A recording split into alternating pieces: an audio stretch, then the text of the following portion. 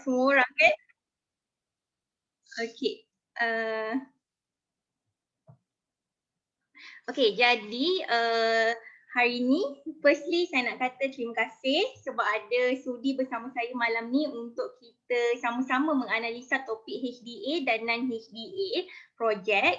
So sebelum saya pergi lebih lanjut ya, biarlah saya, walaupun Miss Liza dah perkenalkan diri saya tadi, saya perkenalkan sekali lagi diri saya lah supaya semua tak rasa kekok lah nak tahu, nak tanya soalan ke apa-apa dengan saya. So sekurang-kurangnya orang kata dah kenal, tak kenal maka tak cinta kan. Okay, so sekejap ya, dia hang pula. Okay, so nama saya Nurul Izzati binti Ahmad Nasaruddin. Saya merupakan peguam bela dan peguam cara yang didaftarai pada tahun 2019 di bawah Mahkamah Tinggi Malaya Shah Alam, dan saya secara khususnya adalah pada bidang hartanah dan juga pusaka. Kalau nampak di skrin yang saya share ni adalah lagi dua partner saya, iaitu Izzati, saya adalah Izzati, Akilah dan Anissa lah. Jadi partner saya juga adalah peguam dan juga mereka adalah pada bidang personal injury claim, iaitu tuntutan kejederaan bagi aksiden, dan juga Anissa adalah bagi kes jenayah, specifically untuk kes Akta Keganasan Rumah Tangga dan juga Drug Dangerous Act. Okay, so kat situ ada nombor telefon saya, ada saya punya email, website. Kalau nak tahu apa-apa lebih lanjut, kita boleh pergi sana. Tapi sekarang kita kembali dulu ke topik utama kita hari ini, iaitu HDA or non-HDA. Okay, so bila kita cerita pasal HDA dan non-HDA ni, of course pertama sekali kita kena tahu apa tu HDA dan non-HDA ni. So HDA ni datang daripada mana? Ia adalah singkatan daripada Housing Development Act. So Housing Development Act atau nama panjang dia adalah Housing Development Control and Licensing Act 1966. Bahasa Melayu dia adalah Akta Pembangunan, Perumahan, Kawalan dan Perlesenan 1966. So dalam akta ni ada juga dia punya regulation lah. Okay, so apa yang penting, kenapa kita kena tahu tentang HDA ni? So apabila property tu berkenaan dengan akta HDA ni, bermakna ia tertakluk di bawah HDA, secara automatiknya perjanjian jual beli yang akan ditandatangani perlulah mengikuti akta HDA. Tak ada alteration, bermakna tak ada apa-apa dekat dalam SPA tu yang boleh ada alteration ataupun diubah, dalam bahasa Melayunya diubah suai lah. Okey. Saya cakap tak terlalu laju ya? Okey. Okey tak? Okey. So bermakna kalau kita tengok dekat dalam HDA, dia ada schedule G, dia ada schedule H, dia ada schedule I, dia ada schedule J. So pemaju perlu mengikut format dan standard yang memang dah ditetapkan. So itulah yang kita maksudkan dengan HDA. Bermakna ada akta tertentu yang melindungi, kita panggil melindungi pembeli dan juga pemaju. Dia bukanlah hanya melindungi pembeli, tak boleh kata macam tu. Dia melindungi kedua-dua belah pihak apabila property tu jatuh bawah HDA ni. Dan tak semua property lah jatuh bawah HDA. So bila property tu tak jatuh bawah HDA, property tu akan jatuh bawah, kita panggil non-HDA lah. So, adakah property bawah non-HDA? Macam kita cerita tadi, SPA iaitu Sale and Purchase Agreement ataupun perjanjian jual beli. Kalau bawah HDA dia tak boleh tukar, tak boleh alter langsung pun apa-apa terma dan syarat di dalam perjanjian jual beli tersebut. Tapi untuk property non-HDA, adakah dia boleh buat sesuka hati dia? Jawapannya hampir betul tapi tak tepat. Sebab walaupun HDA, SPA yang disediakan bawah non-HDA ni tak ada tertakluk kepada Akta Perumahan, Pembangunan Perumahan iaitu HDA, tetapi dia masih perlu govern bawah law of Malaysia lah. Maksudnya macam Contract Act, National Land Code, Specific Relief Act. So semua akta ni masih ada kena-mengena lah. Okay, so itu adalah berkenaan dengan apa yang kita nak cerita mukadimah dia lah. HDA dan non-HDA. Rasa-rasa faham tak? Okey tak ke ada soalan sampai sini? Okey Okey. Siapa-siapa kalau yang ada soalan boleh je terus tanya, tak ada masalah. So saya akan pergi slide by slide lah. So at least saya boleh nampak lah kalau ada apa-apa yang tak faham, kita boleh go back atau boleh tanya. Okay, so memandangkan semua faham apa yang kita nak cerita hari ni, which is berkenaan dengan HDA dan non-HDA. So kita akan pergi next topic, iaitu apa property yang jatuh bawah HDA dan apa property yang bukan HDA. Maknanya dia tak tertakluk kepada Akta Pembangunan Perumahan lah. Okey, maafkan saya kalau saya guna dua language sebabnya kalau dalam dalam kita buat sale and purchase agreement, benda tu dalam bahasa Inggeris. So lebih mudah untuk saya punya slide guna bahasa Inggeris.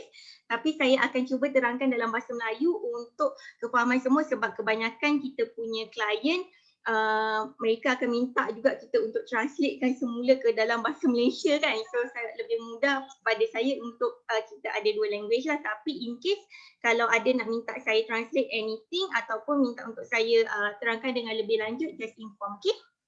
Okay, so kita sekarang pergi kepada HDA property. Okay, so ada beberapa property yang dilindungi di bawah Akta HDA 1966.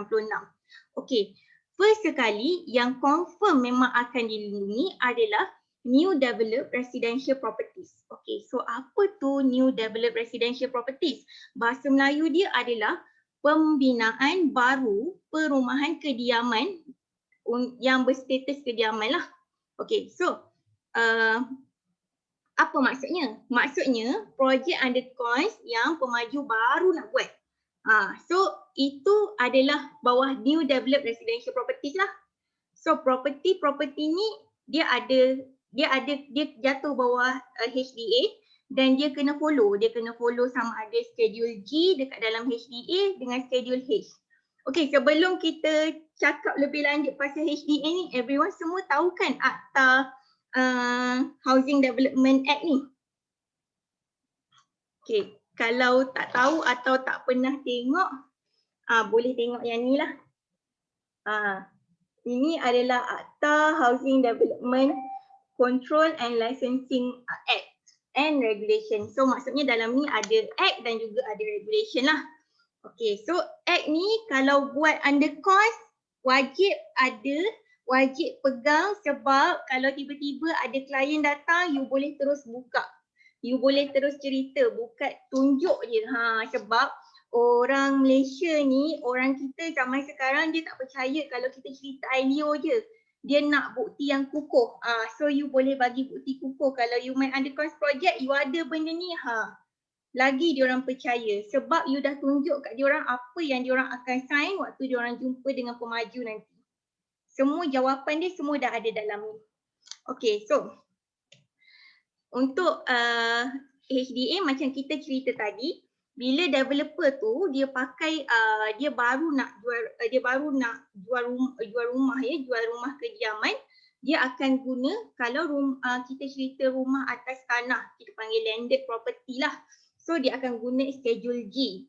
Dan kalau dia nak terma dan syarat SPA tu adalah untuk rumah high rise iaitu yang bangunan bertingkat, diorang perlu guna schedule H. Ini adalah bila dia jual dulu, lepas tu bila dia dah dapat buyer semua, baru dia start buat.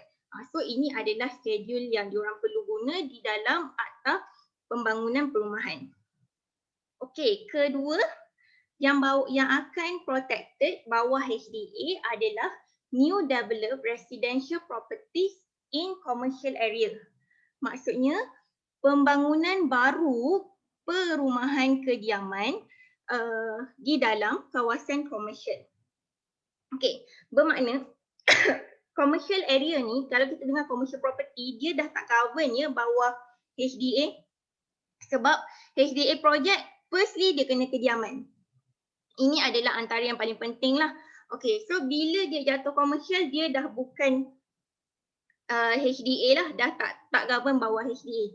Tapi ada certain property yang walaupun dia dekat commercial area, tapi dia govern bawah HDA, iaitu contohnya adalah Soho yang dekat dalam service apartment area, lepas tu lagi adalah shop houses yang dekat macam dalam flat-flat kadang-kadang ada shop houses kan, lagi duplex, loft. Okay, sekejap sorry.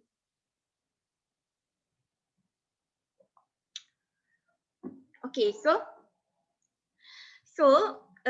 macam yang saya sebut tadi tu, walaupun macam duplex, loft dengan satu lagi adalah tadi shop houses, boleh dikatakan tak semua juga mereka ni boleh jatuh bawah HDA.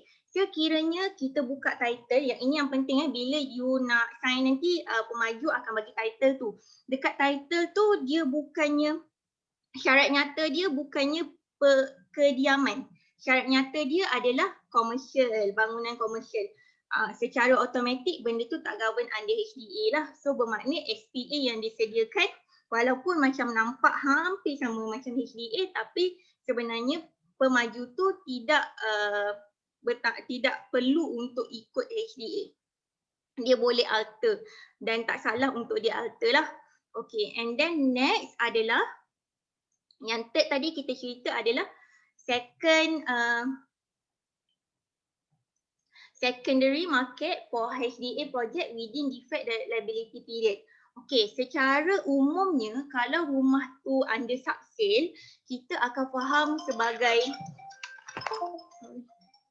faham benda tu sebagai tak termasuk bawah HDA project lah. Sebab kalau yang dah biasa buat subsale lah, you akan perasan sebenarnya SPA yang disediakan akan boleh alter, boleh ikut apa yang owner nak, apa yang buyer nak, semua. So itu sebenarnya tak govern bawah HDA. Tapi ada certain projek yang macam kita jual subsale tapi masih boleh cover. Apa dia projek ni? Projek ni adalah contoh you beli rumah dengan pemaju, you pembeli pertama. Lepas tu waktu dapat kunci lagi, you dah rasa saya nak jual dah rumah ni. So pembeli yang kedua, sekarang pemilik ni dia dapat kunci dalam tempoh defect liability period. Okay, so apa tu tadi defect liability period? Defect liability period ni adalah tempoh yang mana dalam HDA bagi peruntukan kalau ada kerosakan atau kecacatan pada rumah tu, ada masa 24 bulan dalam masa lepas you dapat kunci tu untuk you minta pemaju repair rumah you. Okay, so waktu you dah dapat, kalau contoh you jual dan contohlah owner tadi dia dah dapat kunci ni dan dia masih ada lagi 22 bulan lagi dalam defect liability period. Okay, so bermakna projek ni ataupun buyer ni dia masih lagi SPA dia boleh untuk dan wajib untuk ikut HDA Act lah bermakna. Okay. Ada apa-apa soalan sekarang? Tak ada Okay, so saya pergi kepada non-HDA properties. Okay, so non-HDA properties macam tadi kita kata, of course pertama tadi bila kita dah cerita tadi you mesti kalau HDA dia mesti ada syarat nyata dia adalah kediaman. Bermakna kalau non-HDA properties antaranya adalah nombor satu dia adalah commercial properties lah. Automatically bila dia commercial properties dia memang bukan bawah HDA lah. Okay, kedua secondary market subsales for HDA project after defect liability period.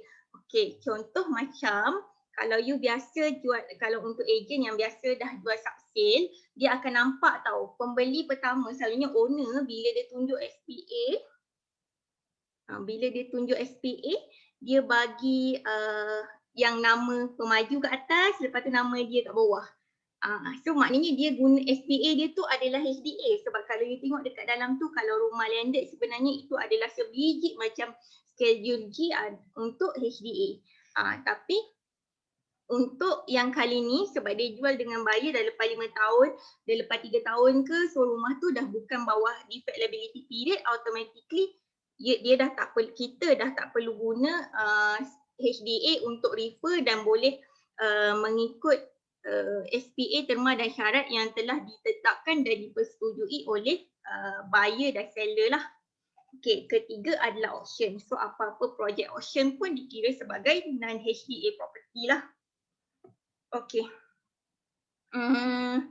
Next. Okay, so now kita pergi pada comparison cash value. Sekejap. So far ada apa-apa soalan ke?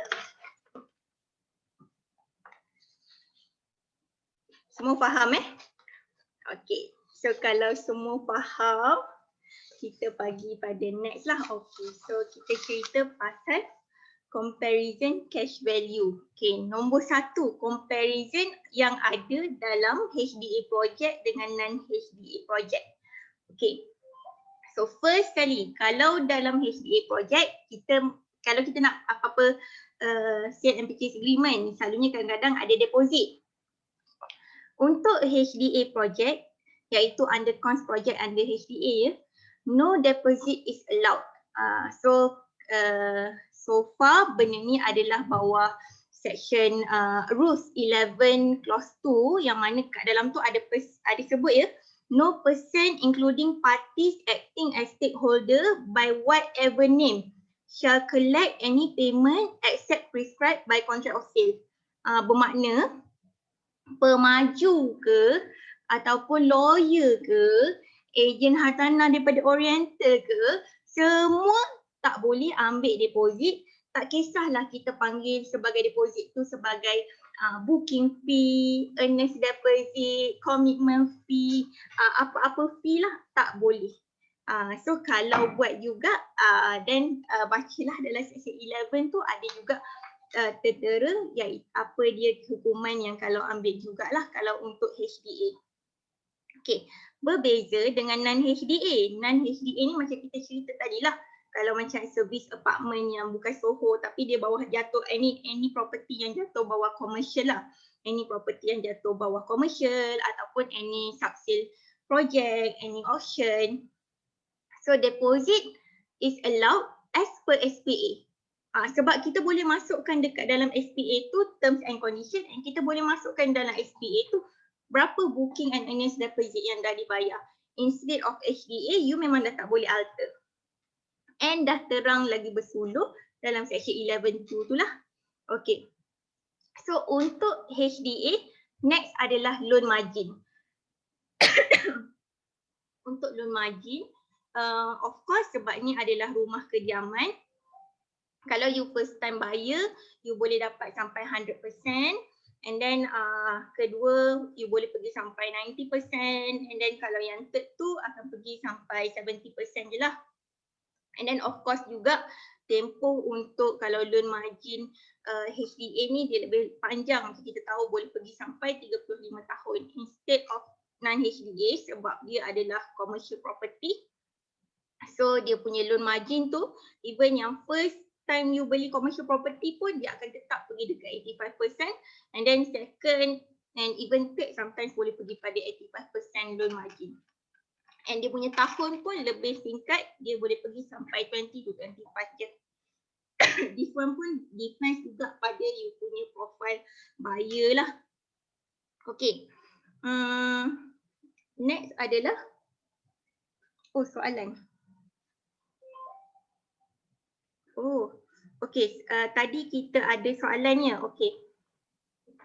Contoh HDA dan non-HDA.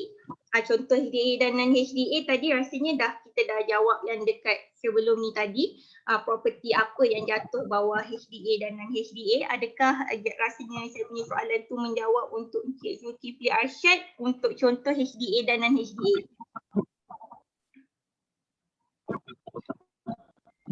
Tak dengar.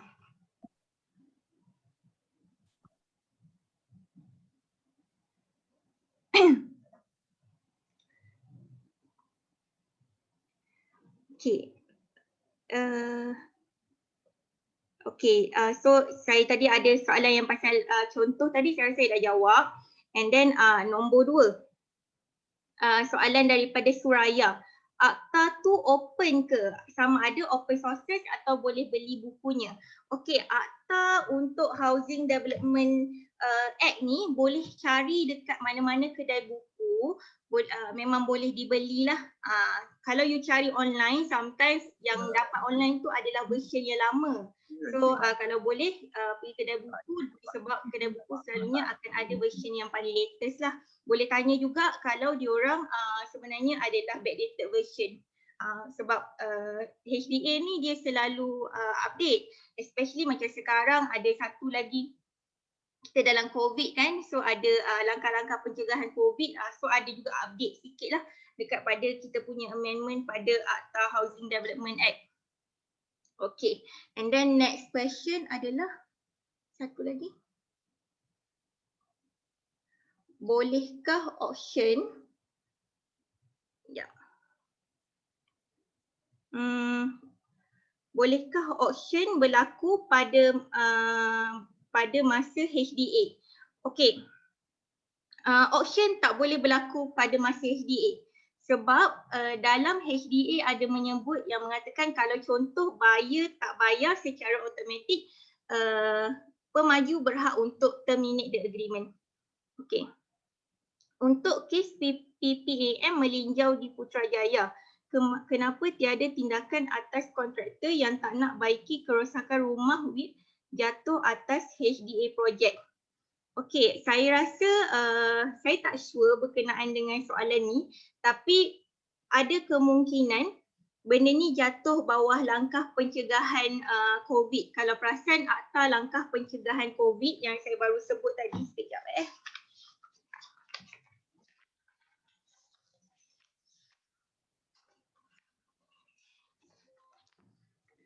Okay, ada satu akta baru yang ditubuhkan pada tahun 2020 hari itu, start daripada 18 Mac 2020. Nama akta tu adalah langkah-langkah sementara bagi mengurangkan kesan penyakit coronavirus. Antaranya adalah untuk projek undercost ni, ada dia bagi tahu yang any property developer yang macam holdkan dia punya property untuk teruskan dalam tempoh daripada 18 Mac sampai 31 Mac 2021 tak boleh diambil tindakan. Dan ada juga berkenaan macam contoh buyer yang dalam tempoh ni dia tak mampu bayar pun tidak boleh diambil tindakan sebab dalam tempoh ni dikira sebagai langkah-langkah sementara bagi mengurangkan kesan penyakit coronavirus. Ini adalah akta lah, Akta 829, boleh cuba cari. Okay. So, saya rasa so far ini saja soalan kan? Okay, so saya pergi pada, kita kembali semula pada topik utama kita dekat skrin lah. Okay, di skrin, Okay, so di screen kita ada pasal comparison antara cash value, comparison dengan cash value. Tadi saya dah sampai dekat part loan margin. Sekarang kita cerita pasal balance purchase price. Okay, untuk balance purchase price sama juga, HDA dia adalah progressive payment. Bermakna kalau you beli rumah yang govern bawah HDA ni, dia lebih selamat sebab tak boleh terus bank bayar automatically. Dia ada stage by stage, kena sign dulu, lepas sign dapat duit sikit, lepas tu penyelesaian pelbagai peringkat pembangunan dapat duit sikit, rumah siap dapat duit sikit, lepas tu permohonan untuk sampai bayaran terakhir dipegang bank pun dapat duit sikit. Ada pula lagi 2.5% dipegang oleh stakeholder sampai habis tempoh defact liability period. So dia akan stage by stage lah. Bank tak akan keluarkan semua sedebuk bagi dekat account developer. Berbanding dengan kalau kita beli non-HDA dekat awal-awal stage lagi, developer kalau dia nak buat rumah-rumah komersial ni, dia dah akan apply dekat bank untuk keluarkan dulu amount tu, dia buat and then barulah property tu akan start jalan. Okay. Tapi kalau untuk property yang dah memang ada title, macam contoh sub sale ke, dia punya stage pula adalah untuk balance purchase price ni selalunya akan dibayar kepada seller macam kita tahu pada saat akhir, iaitu pada selepas dah register title tu dekat pejabat tanah lah. Okay, so it difference kalau kita cerita non-HDA untuk projek subsale ataupun untuk auction lah. Okay, bagaimana pula dengan KWSP? Projek under coins ataupun kita panggil yang bawah HDA, perumahan confirm dapat KWSP. Okay, untuk non-HDA bermakna commercial property, of course tak ada KWSP. Kalau perasan kat situ, yang saya tulis ni KWSP ni pun hanya untuk first home purchaser buyer lah. Okay. Dan of course sama juga non-HDA ni walaupun no KWSP except first home buyer, ini hanyalah tertakluk untuk kes subsale rumah kediaman ya. Okay. Dan next adalah exemption stamp duty, sama juga exemption stamp duty kalau you adalah first home buyer. Dan untuk tahun ni macam kita tahu ada exemption ada exemption iaitu tidak melebihi 500,000 dan untuk tarikh 1 Januari 2021, kalau surat syara tu sampailah 31 Disember 2025. Sama juga dengan loan lah sampai 500,000. Okey. Tetapi kalau non-HDA, kalau selain daripada subsale rumah kediaman ya, tak ada stamp duty langsung untuk commercial dan juga auction lah. Okey. Ada apa-apa soalan ke? Tak ada. Okey.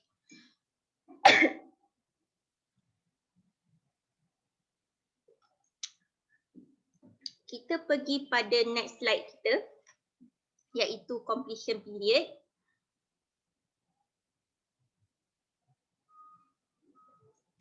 Okey. Untuk projek HDA, kalau kita perasan dalam schedule G section 24 dengan section 24 ada cakap pasal property landed kena disiapkan daripada tempoh 24 bulan untuk dari tarikh signing SPA. Untuk property high rise iaitu schedule H kena disiapkan dalam tempoh 36 bulan selepas signing SPA. So ni fix. Maksudnya tak boleh terlewat lah. Mesti you kena bagi vacant possession by tempoh ni. Kalau tiba-tiba you tak receive vacant possession untuk tempoh ni, then you boleh claim untuk liquidated asset and damages. So liquidated asset and damages ni adalah tuntutan tetap lah yang you dah boleh minta as per SPA.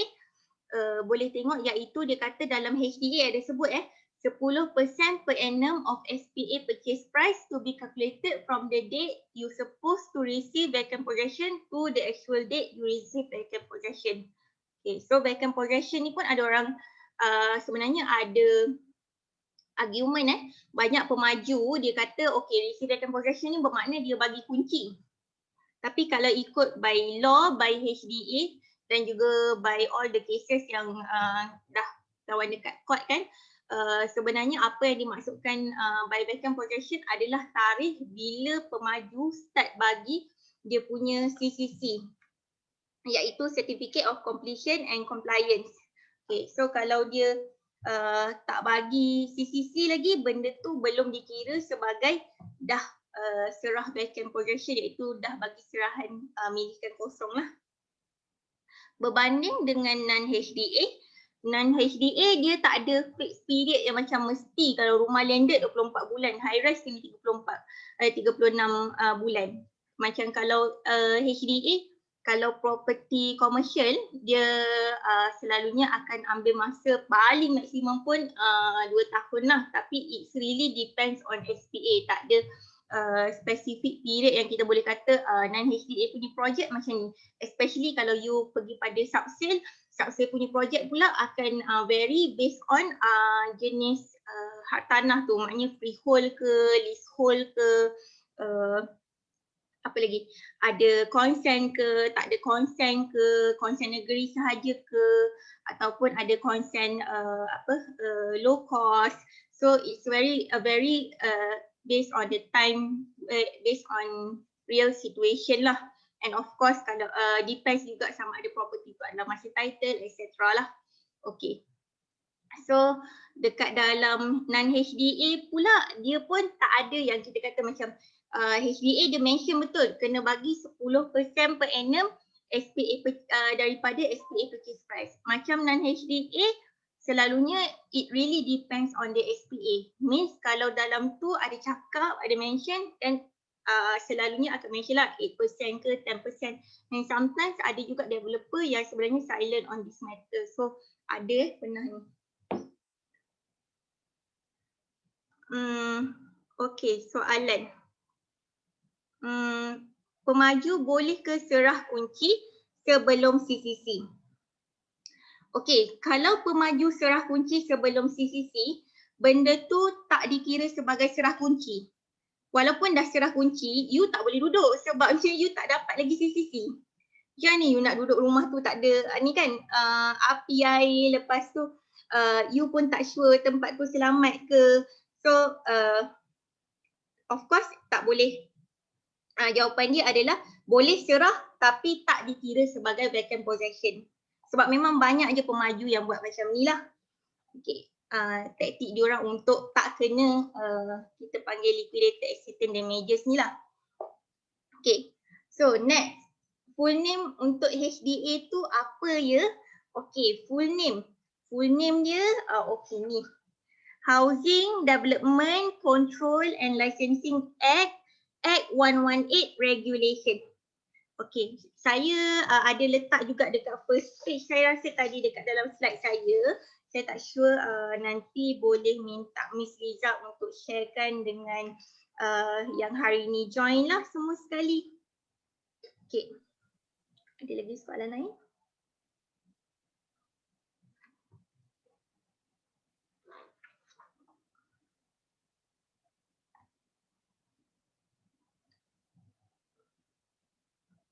But many developer release key but force buyer accept that is the said VP. Is that legal? Okay. Banyak pemaju yang buat macam ni. Betul. So it's not legal. Tak dibenarkan, tapi pemaju dia rasa dia besar, so dia selalu buat macam ni. So kita sebagai agent dan kita dah tahu, kita ajarlah buyer kita. So apa kita boleh buat adalah inform mereka. Mereka kena bagi tahu, diorang kena hantar notis secara bertulis ataupun AR registered post. Okay, by HDA kata kalau you macam you bagi tahu pemaju, oh dah lambat ataupun kunci tak dapat, kunci dah dapat tapi CCC masih tak terima. So diorang suruh you tetap terima. Apa you buat? You hantar surat pada mereka, bagi tahu sepatutnya ini tidak boleh dikira sebagai vacant possession. Sebab ini belum lagi dikira sebagai vacant possession since masih lagi belum menerima CCC lah. So once you hantar surat kepada mereka, you CC juga kepada tribunal. Okay. Dalam act memang kata HDA ni memang bagi tahu, you kena bagi tahu tribunal.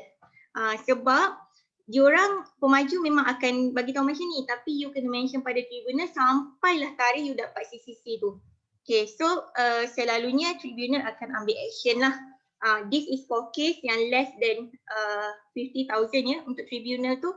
Kalau it's more than 50,000 then you have to file in court lah. Tapi selalunya kalau you hantar dekat tribunal ataupun KPKT, pemaju dia faham-faham sendiri, dan lepas dia dapat surat tu, kalau pemaju yang tak ketegak sangat orang kata kan, yang tak, orang kata tak lelah macam melampau sangat, dia sendiri faham, after that dia akan bayar juga. Sebab dalam act sendiri dah sebut automatically waktu dia serah kunci, contoh dia serah kunci pada you tapi dia tak bagi lagi CCC kan, waktu dia bagi CCC tu sebenarnya dia dah kena bagi sekali dah 10% per annum yang duit yang disebabkan dia tak bagi lagi vacant possession, real vacant possession ni. Dia dah tahu dah sebenarnya dia kena bagi duit tu.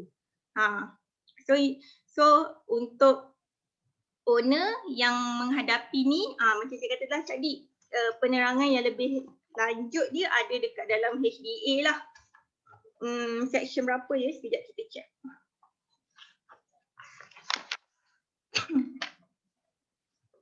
Oh, sorry. I think it's 11 ke? 11 or 26.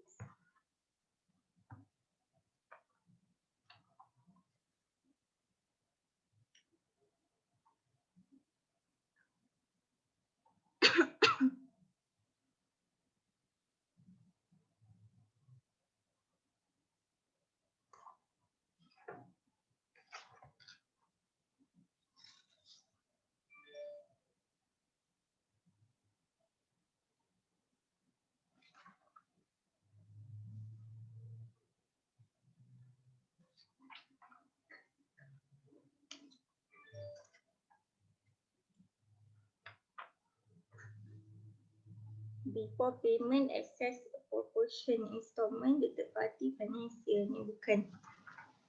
That is it, section 25. 25. Delivery backend progression. Kat sini ada mention macam kita kata tadi, tengok pada untuk clause, saya refer pada clause 24 3 subsection 3 untuk schedule G, nanti boleh check sendiri yang ni.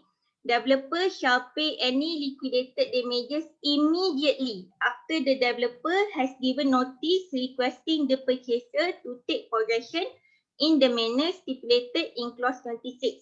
Okay, so clause 26 kata apa? Manner dia yang itu dia kira sebagai vacant possession hanya bila nombor 1, okay 26 certificate completion and compliance. Okay, nombor 2, water and electricity dah ready dengan connection to the building. Nombor 3, purchaser dah bayar all the money according to third schedule, dah perform all terms and covenants, iaitu yang kita dah sign di OMC tu semua kan. And then completion of any alteration and additional work under clause 16.2. Itu kalau ada lah, mana kalau developer suruh kita tambah apa-apa yang memang ada dekat dalam HDA yang dia minta dan kita perlu tambah tu, then perlu buat. So kalau ada benda ni baru dikira sebagai delivery of vacant possession. Kalau tak ada, tak dikira sebagai delivery of vacant possession. So macam kita bagi tahu tadi lah, you boleh report dekat tribunal. Minta dia orang bayar, cakap baik-baik. Selalunya dia orang kalau kita dah hantar surat writing ataupun you hantar by registered post, you CC juga pada tribunal, selalunya dia orang akan ambil tindakan lah. Atau you just go back to the tribunal, inform tribunal yang you dah minta dalam tempoh sekian period, iaitu 30 days ke 14 days ke, masih juga tak dapat. Rumah ni sekarang ni dah dapat CCC dah, tapi contoh you dah dapat CCC baru you ni kan, so you dah kira specifically berapa amount, then you pergi tribunal, you bagi tahu bukti itulah bila you dapat CCC, surat yang you terima CCC tu. Okay, ada lagi question lain? Tak ada. Okay, so this is tentang completion period.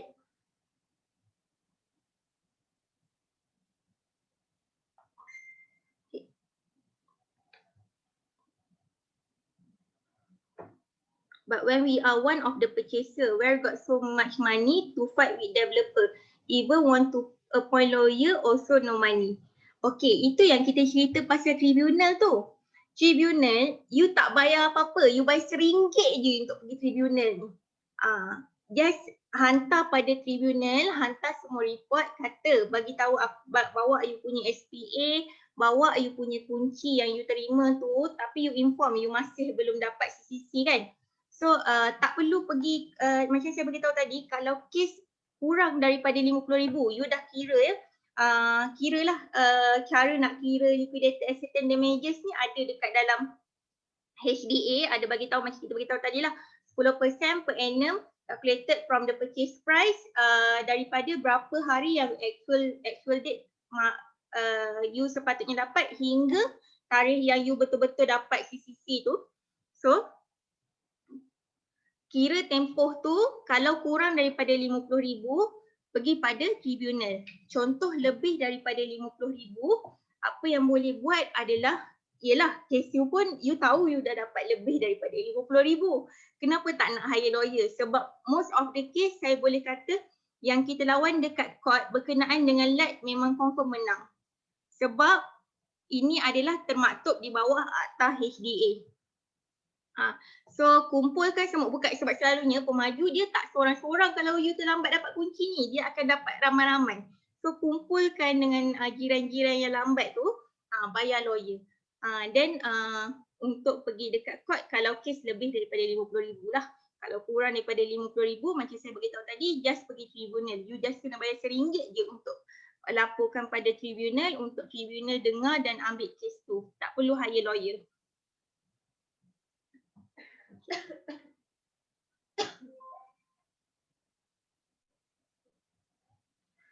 Ada kes klien masih tak dapat gerai rumah lebih dari 5 tahun, normal ke? Okey, tak normal sebab ini adalah bawah Akta Strata Act.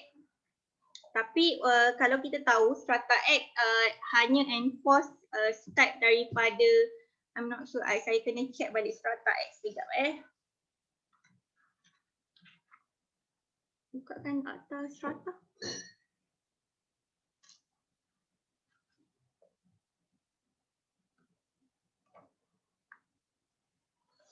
Pasal developer bankrupt. Developer bankrupt ada dalam HDA juga kan?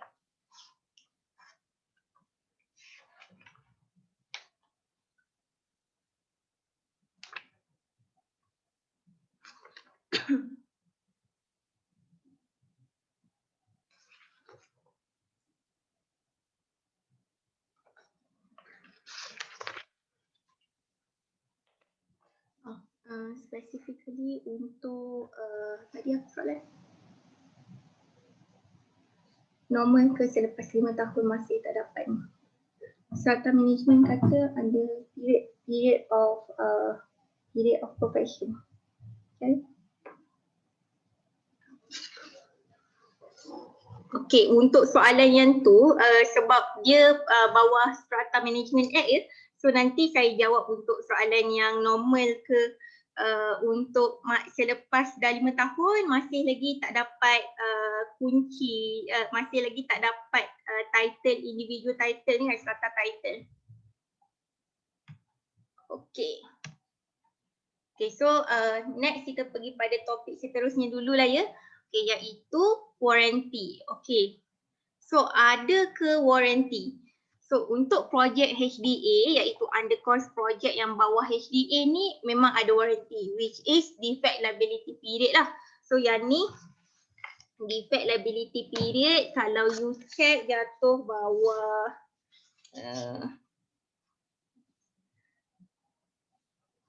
defect liability period ada dalam schedule G dan schedule H juga yang mengatakan dalam tempoh 24 bulan you ada defect liability period, bermakna kalau ada apa-apa kerosakan dan kecacatan pada rumah you tu, you berhak untuk claim daripada pemaju.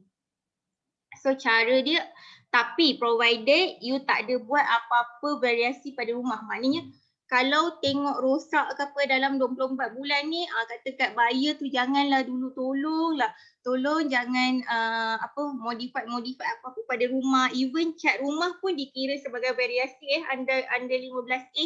So check dulu betul-betul, make sure tak ada kerosakan, then you nak modify apa-apa boleh. Sebab once you dah buat variasi, bermakna you dah buat apa-apa modification pada rumah you, automatically defect liability period is not available for you. So tak tergolong dalam defect liability lah, bermakna pemaju dah tak bertanggungjawab dah untuk repair. Okay. So sebab tu kalau kita tengok dalam regulation 11 dalam Housing Development Regulation, tengok dekat regulation 11 ada dia sebut withdrawal of all money in housing development account hanya boleh dikeluarkan apabila defect liability period has been expired. So sebenarnya duit you tu ada je lagi pada stakeholder of the developer. Sampailah defect liability period tu habis. Okay. Berbanding dengan untuk kes non-HDA. Non-HDA ni selalunya dia as per SPA. Kalau kita perasan especially dalam kes subscale lah, dia akan kata you have to accept condition as it is. So as where it is ke, so bermakna menerima keadaan tu seadanya. Okay. Next adalah, tapi dalam non-HDA untuk kes komersial je, kita cerita pasal commercial punya property, selalunya diorang ada kita panggil sebagai the feasibility period.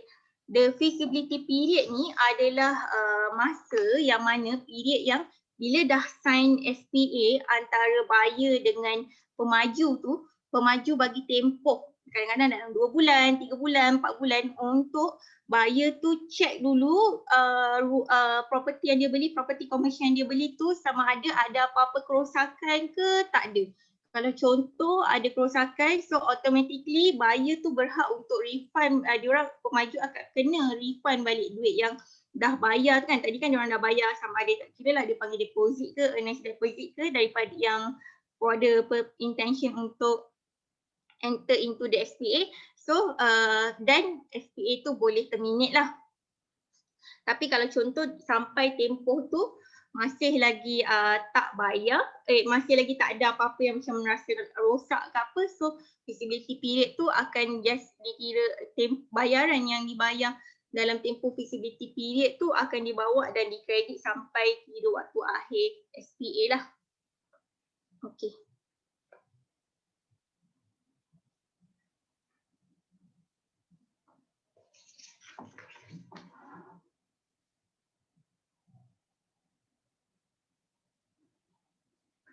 Bukan masalah ni. Okay. Next adalah tadi kita dah cerita pasal warranty dan kita cerita pasal HDA punya claims lah. Dan tadi kita dah ceritakan pasal tribunal home buyer claims. Okay, kalau projek HDA you boleh bawa pergi pada yang first tadi tribunal for home buyer claims lah, iaitu TTPR. Ataupun satu lagi adalah civil action dekat Courts of Malaya. Boleh juga try kalau macam rumah strata, ada satu lagi tempat boleh juga apply dekat tribunal untuk Kementerian Perumahan KPKT. Buka je website, dia ada satu page yang memang untuk aduan. Dekat situ you boleh terus letak you punya aduan. Kalau you lambat terima kunci ke, you ada kerosakan tapi tak dibetulkan ke, untuk specifically untuk rumah high rise lah. Okay, and then non-HDA dia kata adalah selalunya you tak ada tempat lain lah melainkan civil action in Court of Malaya. Court of Malaya sama ada nak pergi session ke, nak pergi magistrate ke, nak pergi high court ke, that depends on berapa amount you punya case tu. Okay, so tadi come back to soalan. Any question lagi? Tak ada, buka. Ambilkan handphone saya.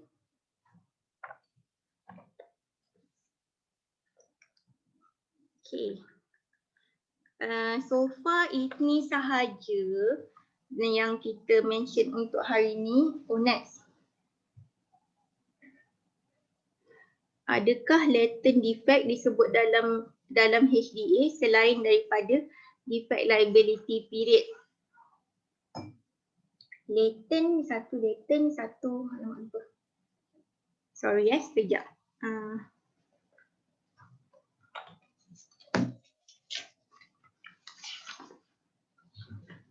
Okay, kita cerita pasal defect yang nampak dan juga defect yang tak nampak. Kalau defect yang tak nampak memang tak cover bawah HDA lah. Defect yang nampak sahaja yang cover bawah HDA.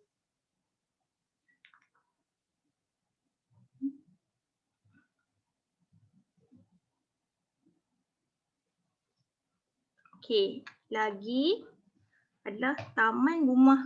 Next. Taman rumah saya pemaju lewat serah CCC lebih 2 tahun. Kami telah ke Tribunal Tuntutan Pengguna KPK dan bayar RM10 dan ada penduduk yang telah dapat award 50K tapi pemaju degil dan tak mahu bayar award selepas period 3 bulan. So bila ada yang pergi tribunal kembali dan tanya mengenai next step tindakan kepada pemaju, jawapan staf KPKT sangat mengecewakan apabila mereka kata tak boleh nak blacklist pemaju dan kami kena tetap hire lawyer untuk blacklistkan pemaju dan tuntut award berkenaan. So tribunal pada kami tak ada power sebenarnya.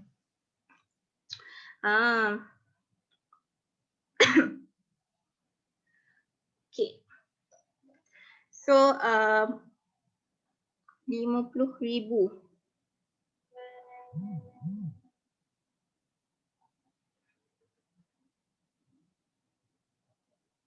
Okay, untuk yang 50 untuk ni kan macam kita kata tadi tribunal ni dia adalah satu badan yang jadi negotiator atau mediator.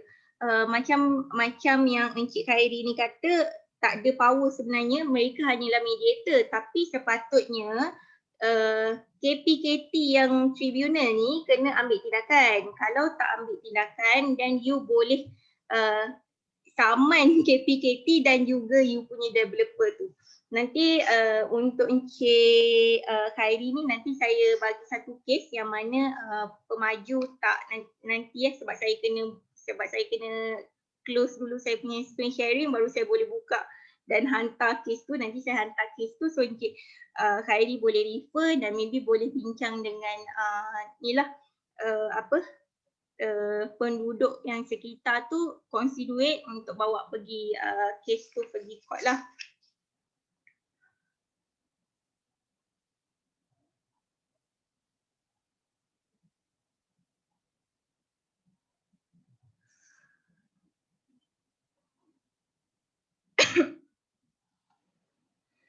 Selepas keluar strata title, JMB will be replaced by Persatuan Penduduk. Okey, untuk yang pasal strata title ni ini bukan bawah topik HDA dengan non-HDA. So kalau kita nak cerita topik ni dengan lebih panjang, saya kena buka topik lain dulu sebab berkenaan dengan strata title ni dia ada satu akta yang berlainan lah. So saya tak ada akta tu depan saya tak dapat nak terangkan dengan lebih lanjut lah sebab kita tak nak nanti kita tersalah cakap semua kan. So maybe saya boleh jawab tapi nanti by personal lah ya.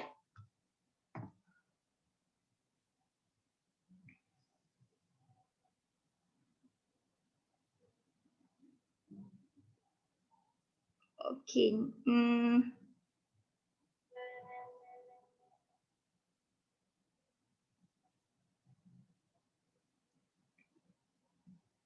Ada lagi ke soalan lain yang saya terlepas pandang ke? So far ini sahaja untuk topik kita. Ini last slide saya lah. So saya boleh kata is there any question untuk HDA? Saya tahu saya ada 2 soalan dekat sini yang saya akan simpan untuk saya personalkan, which is tadi topik berkenaan ada kes klien masih tak dapat gerai rumah lebih 5 tahun normal ke, iaitu Encik Zuhairi yang ni bawah strata management. So nanti saya tolong hantarkan dia punya jawapan tu sebab ini adalah berkenaan dengan Strata Act. Dan juga yang tadi next adalah Encik Zul kan yang cakap pasal pemaju dia lambat serah. Yang ni pun saya bagi personal letter, personal punya case nanti you boleh refer sebab macam kita katalah bila berdepan dengan real situation keadaan berbeza. Dan macam kita kata tribunal hanyalah mediator. Diorang akan cuba fightkan untuk you. Macam you kata tadilah dah menang sepatutnya memang pemaju kena bagi. Tapi pemaju tak bagi. So bila pemaju tak bagi apa kena buat? So you nak tahu next step ni sebab KPKT ni pada you mediator je. So of course macam kita tadi bila dah tak dapat tu bawa lah file lah kes tu pergi court sebab tak di ni. Tapi dalam act sebenarnya ada mention pasal kalau contoh pemaju dia tak ikut cakap dan tak ikut apa yang telah ditetapkan oleh KPKT, so sepatutnya right to appear hearing tu ada, and then ada juga kalau contoh dia tak membuat apa yang dah KPKT arahkan, so ada juga penalti dan juga hukuman. Tapi of course macam KPKT bagi tahu tadi, you kena pergi bawa kes tu pergi court dululah untuk bawa benda tu. Bukan nak kata tak ada kuasa, ada kuasa, kalau tak you takkan dapat pergi sampai ke situlah. Cuma nanti saya akan sharekan kes tu dekat personal untuk Encik Zul sebab kes various case kan. Okey, selain daripada tu,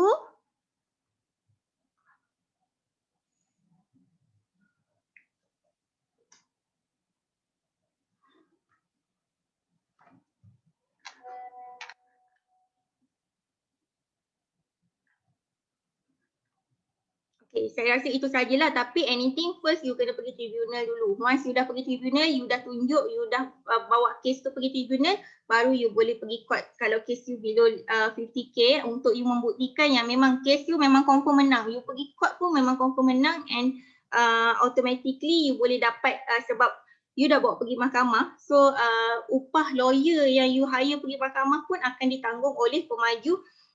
Disebabkan memang kerugian yang you terpaksa bawa kes tu pergi mahkamah lah. Okey.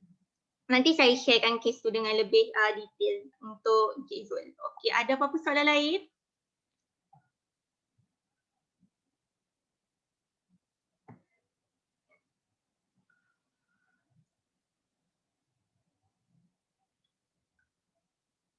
Okay. So far untuk saya punya presentation dah tamat lah, selesai semua.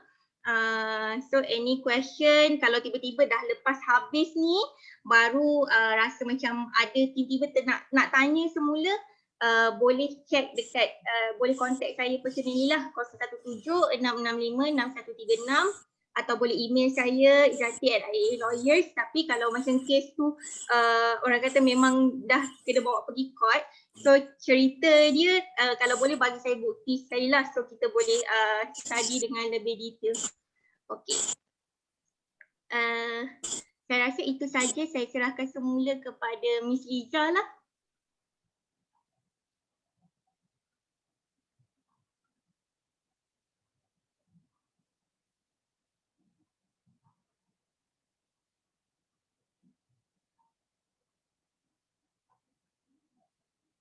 Ada question lagi ke?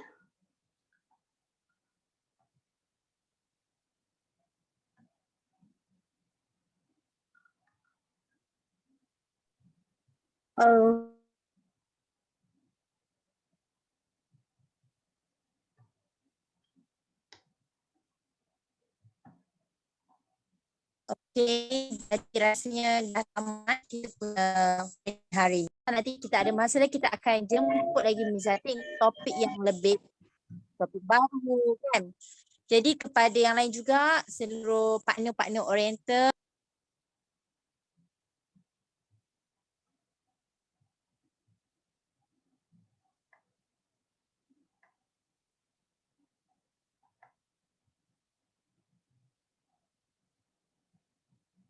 terima kasih kepada semua malam ni. InsyaAllah nanti jumpa lagi pengirapan pada kita ada lagi untuk leadership. So guys, selamat malam dan